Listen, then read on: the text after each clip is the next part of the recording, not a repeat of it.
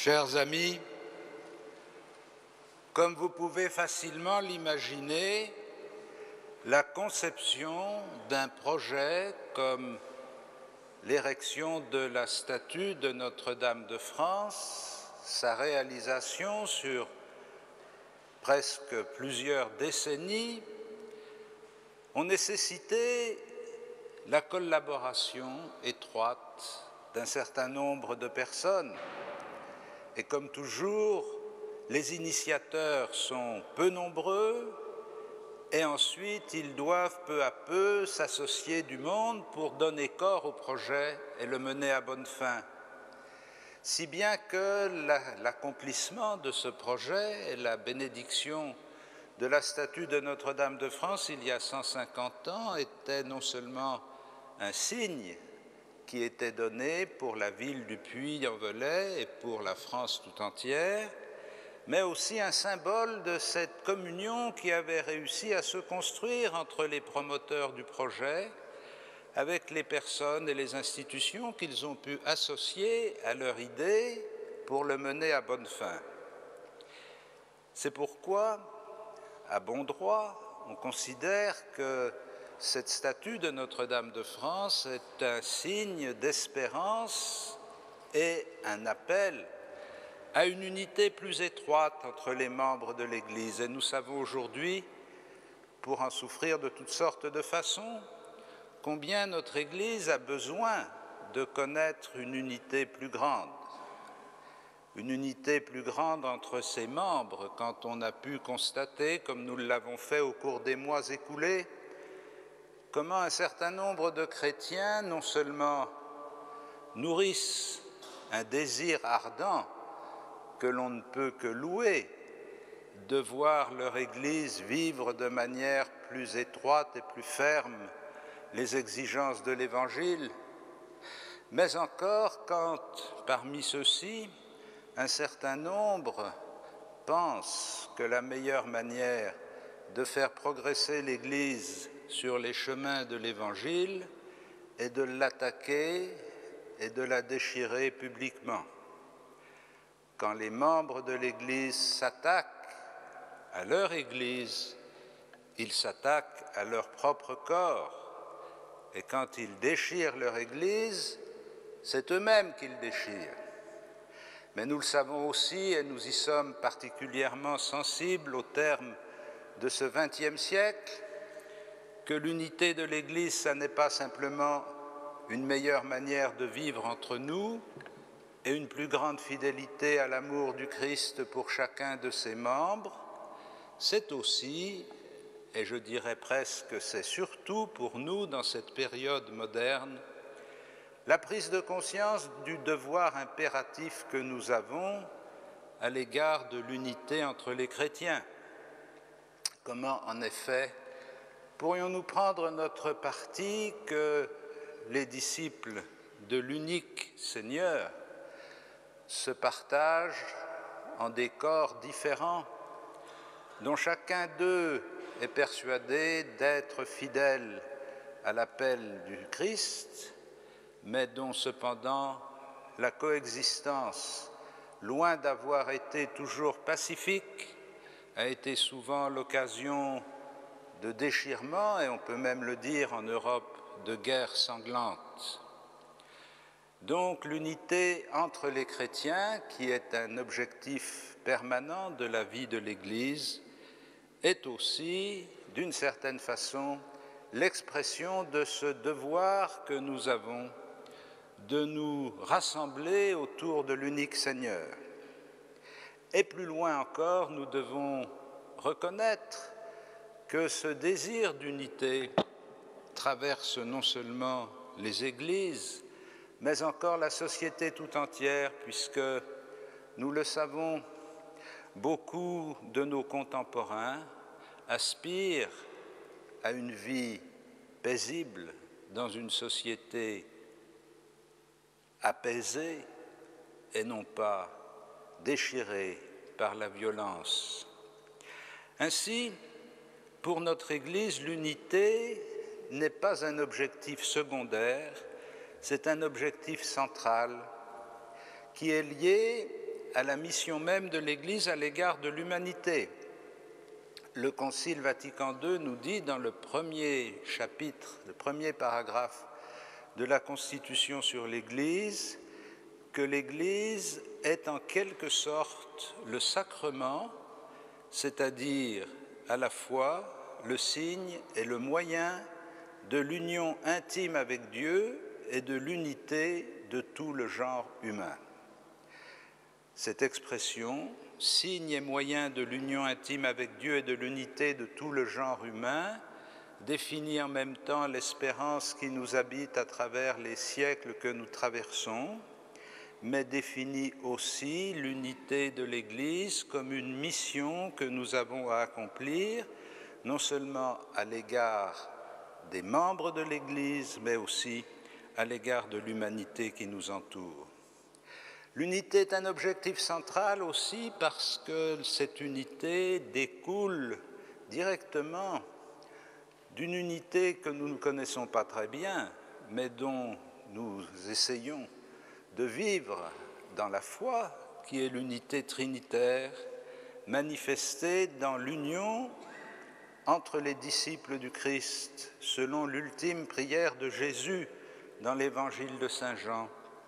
Que tous soient un, comme toi, Père, tu es en moi et que je suis en toi, qu'ils soient un en nous, eux aussi, afin que le monde croie que tu m'as envoyé. Donc ce travail de conversion et de rassemblement qui doit marquer la vie de l'Église participe de notre mission de rendre visible en ce monde l'unité entre le Père, le Fils et l'Esprit. Et enfin, cette unité découle directement, évidemment, du commandement donné par Jésus à ses disciples. Je vous donne un commandement nouveau, aimez-vous les uns les autres.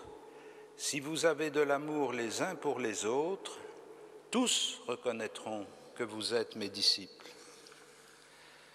Cette unité à laquelle nous aspirons et que nous essayons de construire et de développer, elle a des fondements très lointains et très profonds que je me contente simplement d'énumérer pour les rendre à nouveau présents à notre esprit. Le premier fondement de cette unité, c'est la création elle-même, dans la mesure où l'univers que nous connaissons, et s'il y en a qui pensent qu'il y a des univers que nous ne connaissons pas, ils peuvent encore les associer à cet univers que nous connaissons, ça n'est pas gênant. L'univers, l'humanité, au cœur de cet univers, sont appelés, comme saint Paul nous le dit dans une de ses épîtres, à être récapitulés sous un seul chef, le Christ. Pourquoi est-ce qu'elle est appelée, cette création, cet univers et cette humanité, pourquoi sont-ils appelés à être récapitulés sous un seul chef, le Christ? Parce qu'ils écoulent d'une seule origine, une origine unique, qui est la volonté de Dieu de susciter la vie et de susciter l'humanité. Si l'ensemble de ce qui existe et que nous percevons nécessairement en raison de notre expérience humaine à travers les formes de la diversité, si l'ensemble de ce qui existe a une origine unique, c'est aussi parce que la diversité dont nous faisons l'expérience, quelquefois sous des formes d'adversité, de violence, cette diversité est appelée à revenir à l'unité originelle d'où elle découle. Fondement de l'unité, nous croyons en un seul Dieu. Et cependant, notre foi en ce Dieu unique s'exprime dans la perception d'une communion entre le Père, le Fils et l'Esprit, que nous appelons Trinité, et à travers laquelle, même si beaucoup de choses nous restent mystérieuses dans la réalité de ces relations trinitaires, nous découvrons que le Dieu auquel nous croyons est substantiellement relation et communion. Le Dieu auquel nous croyons n'est pas un Dieu isolé, n'est pas un Dieu coupé de la réalité du monde. Il est l'origine de ce monde et il est celui qui veut entrer en relation avec ce monde, ou plus exactement, qui appelle ce monde à entrer en relation avec lui.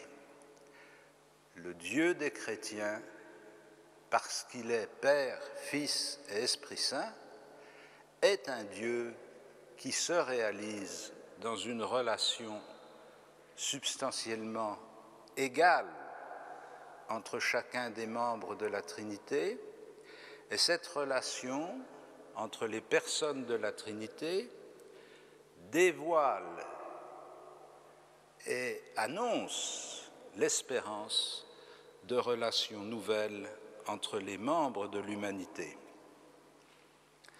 Fondement de notre unité, Jésus, unique sauveur.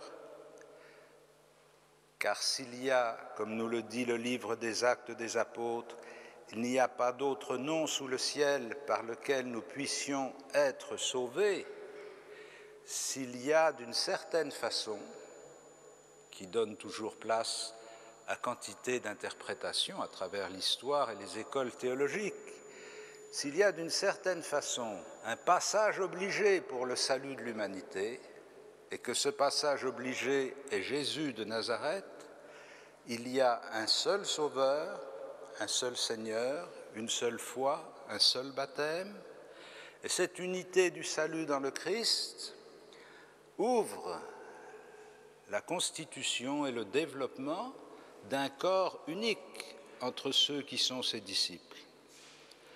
Enfin, le don de l'Esprit Saint, réalisé par la glorification du Fils. Rappelez-vous le récit de la mort de Jésus dans l'évangile de Saint Jean, il remit l'Esprit. Rappelez-vous dans l'évangile de Saint Luc la description de l'ascension du Seigneur et découvrez avec le début des Actes des Apôtres qui nous relate cette ascension du Seigneur, la manière dont Dieu, dorénavant, va être présent à l'humanité, non plus sous la forme d'un corps humain, comme c'était le cas dans la personne de Jésus de Nazareth, mais sous la forme d'un esprit insaisissable, mais partout présent, qui saisit le cœur des hommes et qui les ouvre.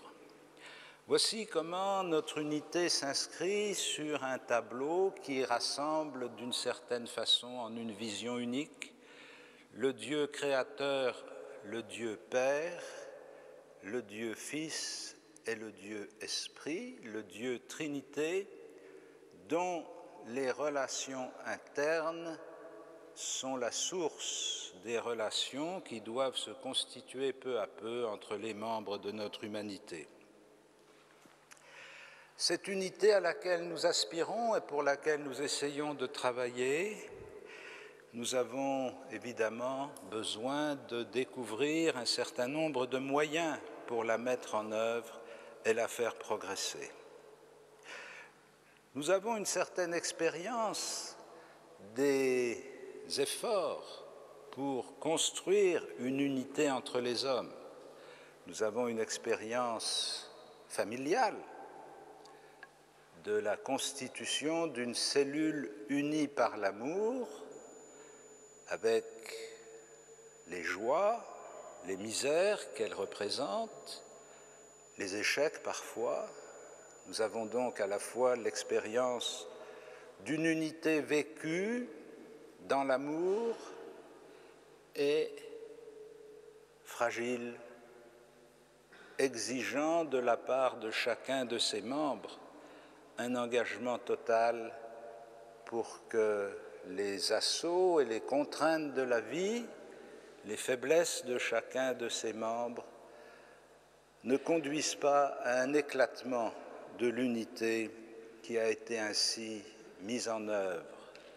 Nous avons l'expérience aussi de l'unité politique de peuples à travers l'histoire et à travers la géographie qui se sont constitués, qui se sont construits, organisés, qui ont défini les conditions de leur vivre ensemble.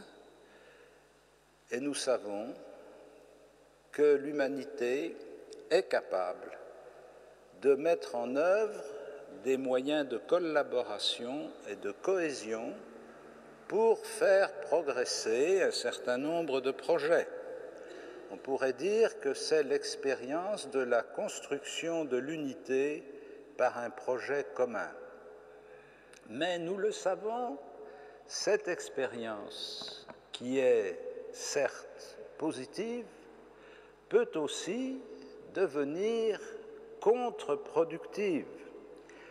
La Bible nous rappelle à juste titre l'expérience de la tour de Babel, où nous voyons comment des peuples se mettent d'accord pour construire un projet extraordinaire, mais dont le résultat final n'est pas de renforcer leur unité, mais au contraire, d'aggraver leurs différences et de leur rendre impossible la communication les uns avec les autres.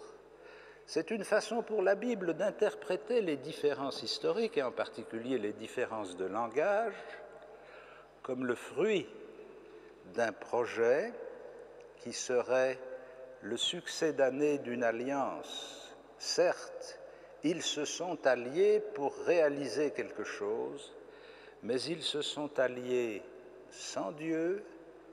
C'est une alliance sans Dieu et une alliance qui se retourne contre ses contractants.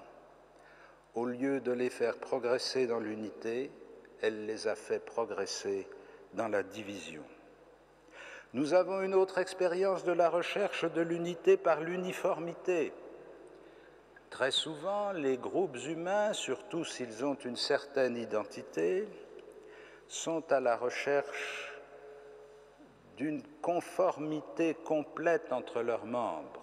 Nous en faisons l'expérience dans un certain nombre de familles où l'intensité de la relation interne de la famille est telle qu'elle n'autorise plus les relations extérieures ou qu'elle considère l'environnement comme un péril. Nous en avons l'expérience dans des groupes de toutes sortes qui n'acceptent pas les déviances, les différences.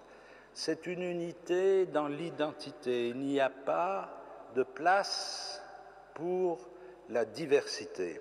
Or, nous le savons par l'expérience de l'humanité que nous connaissons, la vie en elle-même produit la diversité et il ne peut pas y avoir d'unité de l'unité de l'être humain, de l'humanité, pas plus que l'unité de la création et de l'univers, si nous ne sommes pas capables non seulement de supporter, mais d'intégrer les diversités dans la communion que nous voulons réaliser.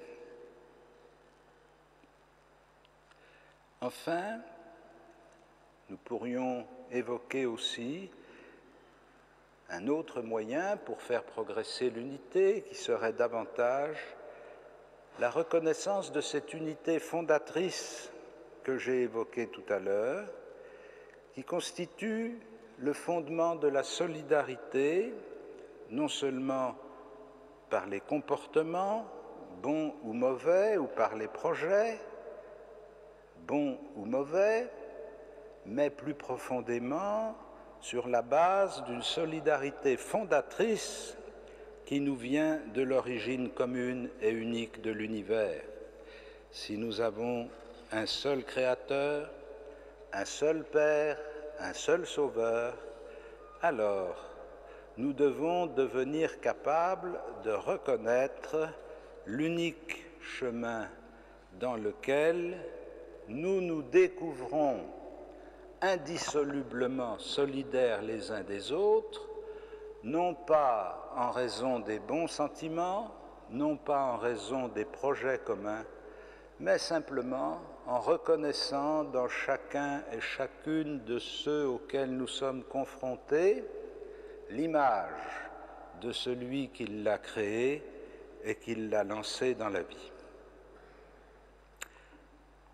Comment Marie tient une place dans ce processus de l'unité au point que l'on peut l'appeler la mère de l'unité? Je retiendrai 3 épisodes de la présence de Marie dans le récit évangélique qui nous font découvrir comment sa manière d'être, sa manière de vivre, sa manière d'agir contribue à la constitution de l'unité. Le premier épisode que nous connaissons très bien, celui de l'Annonciation, Marie apparaît, est présentée par l'Évangile comme la servante du projet de Dieu.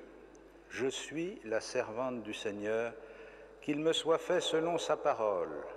Et à travers cette réplique qu'elle adresse à l'ange Gabriel, elle nous aide à découvrir que ce qui va faire progresser le dessein de Dieu à travers l'humanité, c'est d'accepter un projet que l'on reçoit plutôt qu'un projet que l'on fabrique. Marie devient actrice fondamentale de cette unité naissante du peuple de l'Alliance en acceptant de se mettre au service du projet de Dieu, qu'il me soit fait selon sa parole, et non pas en décidant par elle-même de ce qui est bon et de ce qu'elle doit faire. La première attitude nécessaire pour ouvrir un véritable chemin de communion et d'unité, c'est cette attitude d'humilité et de disponibilité. Deuxième épisode, Marie, mère de l'humanité, au pied de la croix. Il s'agit aussi du récit de la Passion dans l'évangile de Saint Jean, dont vous vous rappelez évidemment le dialogue que l'apôtre nous rapporte. Au pied de la croix se tenait Marie et le disciple que Jésus aimait. Et Jésus dit à sa mère, « Femme, voici ton fils », et il dit ensuite aux disciples, « Voici ta mère ». Ainsi, à travers la personnalité symbolique du disciple que Jésus aimait, c'est l'humanité tout entière qui est confiée à Marie, et c'est de l'humanité tout entière que Marie devient la mère. Cette situation qui associe étroitement Marie à l'acte unique de salut qui se réalise dans le sacrifice du Christ donne un sens particulier à la mission de la Vierge dans l'œuvre de son Fils, ce que la théologie a exploité, développé, désigné de toutes sortes de façons sous les titres de médiatrice, de grâce, de co-rédemptrice, etc. C'est-à-dire comment la mère de Jésus, participant en son corps et en son cœur à l'offrande de son Fils, devient à la fois la première d'une nouvelle création et la mère d'une nouvelle humanité. Comme aussi bien, nous le savons, nous voyons se profiler une analogie entre le rôle originel de la maternité d'Ève, mère de la vie, celle qui donne la vie à l'origine, et la maternité de Marie qui donne accès à la vie nouvelle dans le Christ. Enfin, Marie, mère de l'Église, après l'ascension de Jésus, les apôtres sont réunis dans la chambre haute et, nous disent les Actes des Apôtres, tous unanimes étaient assidus à la prière avec quelques femmes, dont Marie, la mère de Jésus, et avec les frères de Jésus. Et c'est dans cette réunion de la chambre haute qu'ils vont recevoir l'Esprit Saint et la mission que Dieu leur donne. On peut dire d'une certaine façon que la Pentecôte, à l'égard des apôtres, est comme une analogie avec l'Annonciation à l'égard de la Vierge Marie. Dieu envoie son Esprit pour susciter une nouvelle naissance, non plus la naissance de Jésus de Nazareth, mais la naissance de son Église. Et au cœur de cet événement qui va transformer profondément l'expérience des apôtres et qui va les envoyer en mission, Marie se tient comme une sorte de témoin de l'accomplissement des événements qui ont été initiés par son annonciation. Pour terminer, je voudrais nous inviter à quelques réflexions sur notre chemin vers l'unité à l'école de Marie. Je reprendrai là aussi simplement quelques situations évangéliques qui nous aident à entrer dans ce chemin. J'ai déjà évoqué tout à l'heure l'Annonciation, je voudrais que nous y revenions quelques instants pour découvrir comment l'événement déclencheur qui va entraîner tout le processus de l'incarnation rédemptrice du Christ repose sur cette remise par Marie de sa liberté à la volonté de Dieu. La question à laquelle nous, qui essayons d'être disciples du Christ, nous qui essayons d'être chrétiens, la question permanente à laquelle nous sommes confrontés et à laquelle nous devons sans cesse nous confronter de nouveau, car c'est une question qui n'est jamais résolue durant cette vie, c'est la question de notre intelligence de la volonté de Dieu et de notre résolution à mettre cette volonté en pratique, de notre désir de nous offrir pour la réaliser. C'est ce qu'on appelle, dans l'expérience spirituelle, la conversion, ce que le Concile disait de l'Église quand il disait qu'elle était en état de perfectionnement permanent, ce que nous découvrons de notre propre expérience de pécheurs pardonnés, repentis, pardonnés, rechutant et à nouveau ayant assez de foi en la miséricorde de Dieu pour nous repentir à nouveau et pour être à nouveau pardonnés, mais sans jamais céder à la tentation du cynisme et du fatalisme. Ce n'est pas parce que nous sommes des pécheurs que nous sommes perdus. Nous sommes perdus si nous cessons de chercher la volonté de Dieu. Nous sommes perdus si nous renonçons à la possibilité de Dieu de changer nos cœurs et de transformer notre vie.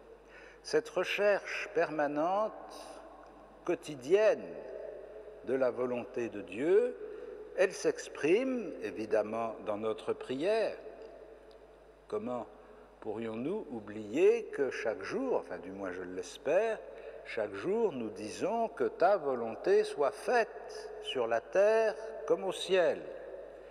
Non pas pour imaginer que Dieu aurait des problèmes à réaliser sa volonté et qu'il a besoin de nos vœux pour mener à bien ses affaires, mais parce qu'en disant cette parole, que ta volonté soit faite sur la terre comme au ciel, nous exprimons un vœu sur nous-mêmes.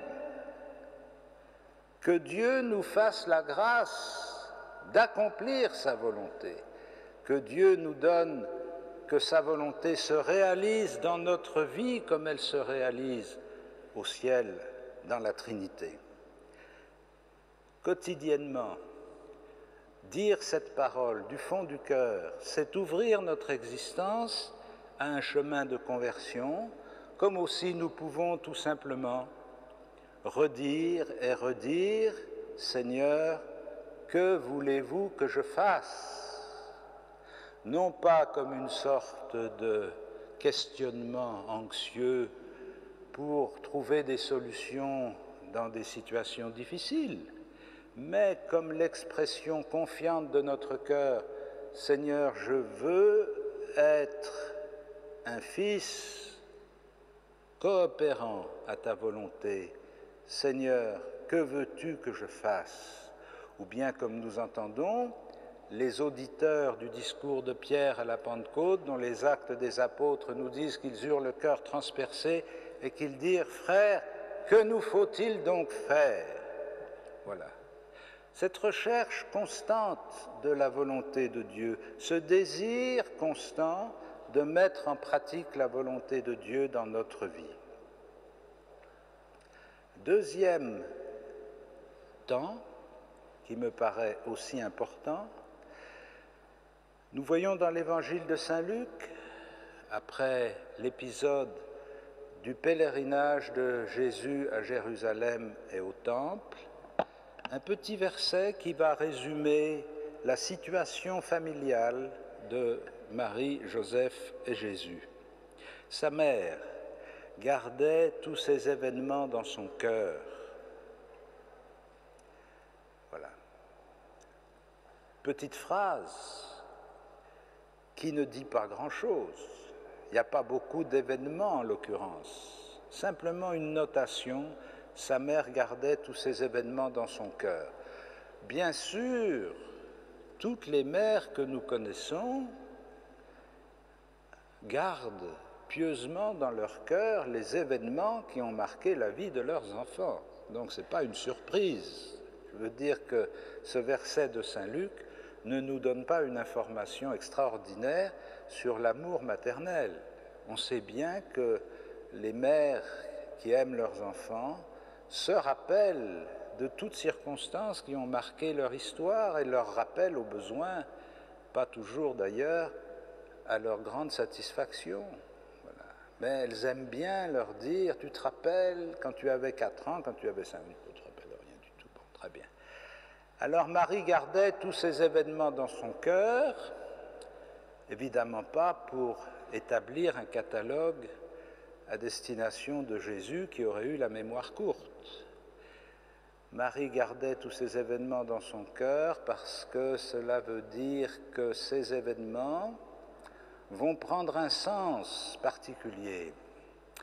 Et donc, elle enregistre, elle sait, même si elle ne sait pas très bien ce que ça recouvre, elle sait que cet enfant n'est pas un enfant ordinaire, elle sait qu'il a une mission à accomplir, elle sait qu'il va se passer quelque chose. Et donc elle sait que ce qui va arriver va être source de joie, de souffrance, comme l'a prédit le vieillard Siméon, mais aussi source d'espérance pour l'humanité. Méditer tous les événements, ça veut dire les repasser dans son intelligence et dans son cœur, Et voici que cette attitude de Marie nous est proposée à nous-mêmes comme un chemin de communion avec le Christ. La communion avec le Christ, c'est évidemment la communion sacramentelle eucharistique, mais c'est aussi cette communion intime, intérieure, qui nous fait repasser dans notre mémoire et dans notre cœur la suite des événements et des paroles qui ont marqué la vie de Jésus, l'unique Sauveur.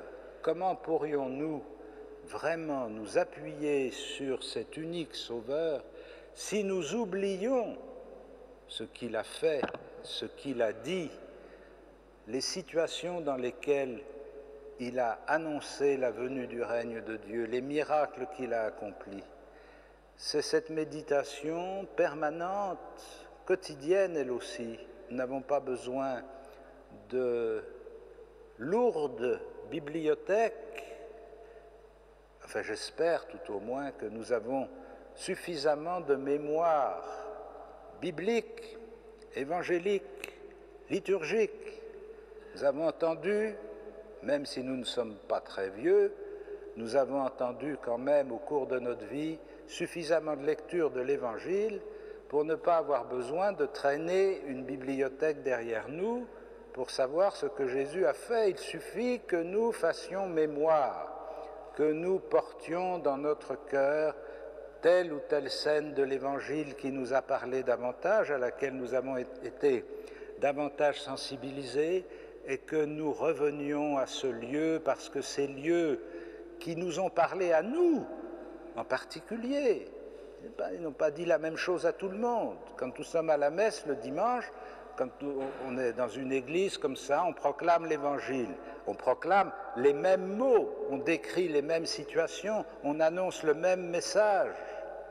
Et puis, dans l'assemblée, un tel ou une telle va entendre quelque chose de particulier.